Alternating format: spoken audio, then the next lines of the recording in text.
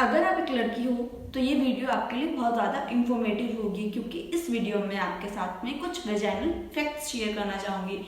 ये वीडियो या ये टिप्स जो मैं आपके साथ में शेयर करना चाहूँगी वो आपको हर जगह नहीं मिलेगी, हर कोई आपको नहीं बताएगा। तो अगर आप इन सब चीज़ों के बारे में जानना चाहते हो तो आप मेरे चैनल पे आए हो, बिल्कुल सही जगह आए हो। वहाँ यहाँ पे मैं आपको सब चीज़ें बताऊँगी, डिटेल्स में बताऊँगी। अगर आपको और भी कुछ जानना है तो कमेंट सेक्शन में मुझे बताते रहा करो, ताकि मैं आपको उन चीज़ों के बारे में पढ़ा सकूँ, समझा सकूँ। ठीक है, तो आज हम कुछ वेजाइनल फैक्ट्स के बारे में बात करते हैं। फर्स्टली तो मैं आपको एक चीज़ क्लियर कर देती हूँ कि हम लोग वजाइना के नाम से क्या सोचते हैं कि हमारा एंटायर रिप्रोडक्टिव सिस्टम जो है वो वजाइना ही है। मतलब वजाइना के नाम से हम सोचते हैं कि पूरा प्राइवेट पार्ट का जो एरिया रहता है वो वजाइना ही रहता है। ऐसा नहीं है।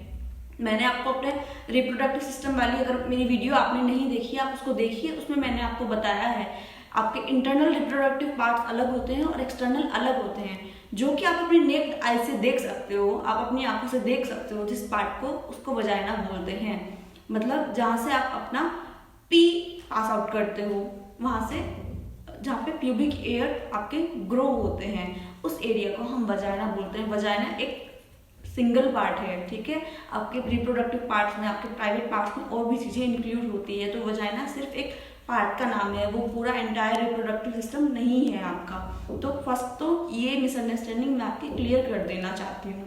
नेक्स्ट थिंग क्या आती है वजाइना को लेके, आपको एक चीज़ का नाम पता होगा, वो होती है hymen. Hymen layer, hymen youth generation में बहुत ज़्यादा मानी जाती है, बहुत ज़्यादा वो होते हैं हाइमन को लेके लोगों के व्यूज़।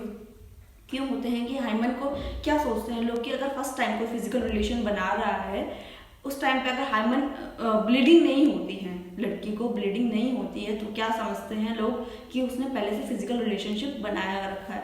फर्स्टली तो मैं आपको ये बता देती हूँ कि फर्स्ट टाइम फिजिकल रिलेशनशिप बनाने से ब्लीडिंग होती क्यों है, क्यों लड़की को इतना पेन होता है। तो हाइमन क्या होता है, हाइमन एक थिन मेम्ब्रेन होती है, मतलब एक पतली सी परत होती है जो कि आपके वजाइना में प्रेजेंट होती है।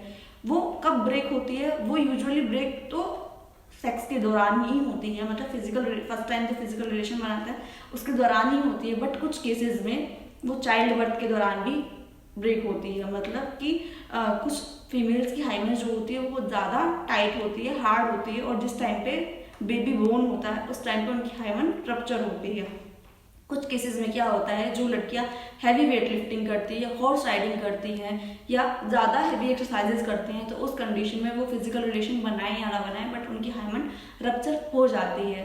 तो वर्जिनिटी को कभी भी हाइमन के साथ में कंपेयर नहीं करना चाहिए। ज़रूरी नहीं है कि अगर किसी लड़की को फर्स्ट टाइम पे ब्लीड नहीं हुआ है, फर्स्ट टाइम फिजिकल रिलेशनशिप बनाने पे ब्लीड नहीं हुआ है तो उसने पहले से फिजिकल रिलेशनशिप बनाए रखे हो, ऐसा कुछ नहीं है। अगर उसकी हाइमन पहले से रप्चर हो चुकी है ड्यू टू सेवरल कॉजेज, जो कि मैंने आपको बताया, एक्सरसाइज हो गई, हॉर्स राइडिंग हो गई, हैवी वेट लिफ्टिंग हो गई, साइकिल हो गई, कितनी बार साइकिलिंग से भी हो जाती है, उस वजह से भी उनकी हाइमन रप्चर हो सकती है, या ड्यूरिंग चाइल्ड बर्थ वो रप्चर हो सकती है। तो हाइमन का वर्जिनिटी से कोई भी इतना ताल्लुकात नहीं रखता है, कोई भी इतना उसका कोरिलेशन नहीं है कि अगर हाइमन ब्रेक नहीं हुई, ब्लीडिंग नहीं हुई तो लड़की वर्जिन नहीं है।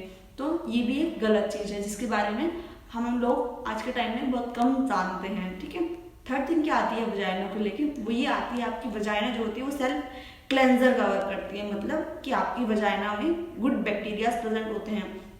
दो तरह के बैक्टीरियाज होते हैं, एक होते हैं बैड बैक्टीरियाज, एक होते हैं गुड बैक्टीरियाज।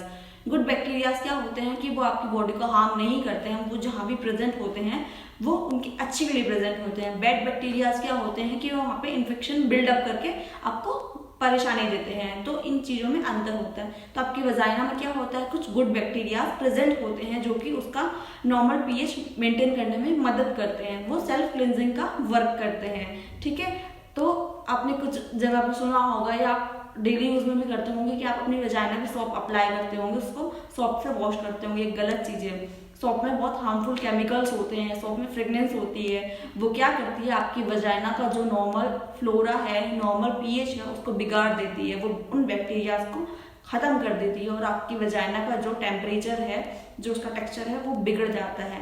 तो आपको अपने वजाइना पर कभी भी सॉप अप्लाई नहीं करनी चाहिए। सॉप्स के अंदर बहुत ज़्यादा हार्श केमिकल्स को इरिटेट कर सकती है, आपको हार्म कर सकती है।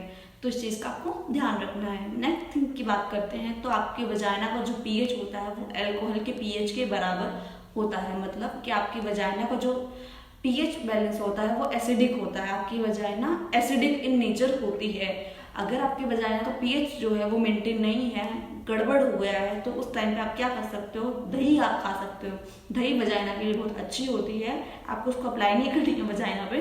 आपको क्या करना है कि अगर आपको वजाइना का पीएच मेंटेन नहीं हो रहा है, थोड़ी सी दिक्कत हो रही है, तो उस टाइम पे आप दही खा सकते हो। ठीक है, दही से आपके वजाइना का पीएच मेंटेन हो जाएगा। नेक्स्ट क्या आती है कि कुछ लोगों को ये भी लगता है, कुछ लोगों के अंदर ये भ्रम रहता है कि टेम्पोन्स जो होते हैं अगर हम उसको वजाइना में इंसर्ट करेंगे तो वो खो जाएगा। आपकी वजाइना में कुछ भी इंसर्ट करो वो खोएगा नहीं है, क्योंकि उसको ऐसे ही बनाया गया है। उसकी जो फॉर्मेशन हुई है वो इन सब चीज़ों को देख के हुई है कि हाँ उसके अंदर कोई भी चीज़ खोए ना। तो आप इस चीज़ को मत दिमाग में रखिएगा कि आपकी वजाइना में कोई भी चीज़ अगर आप डालोगे लाइक टेम्पोन्स तो वो खो जाएगा, कुछ भी नहीं खोएगा आपकी वजाइना में।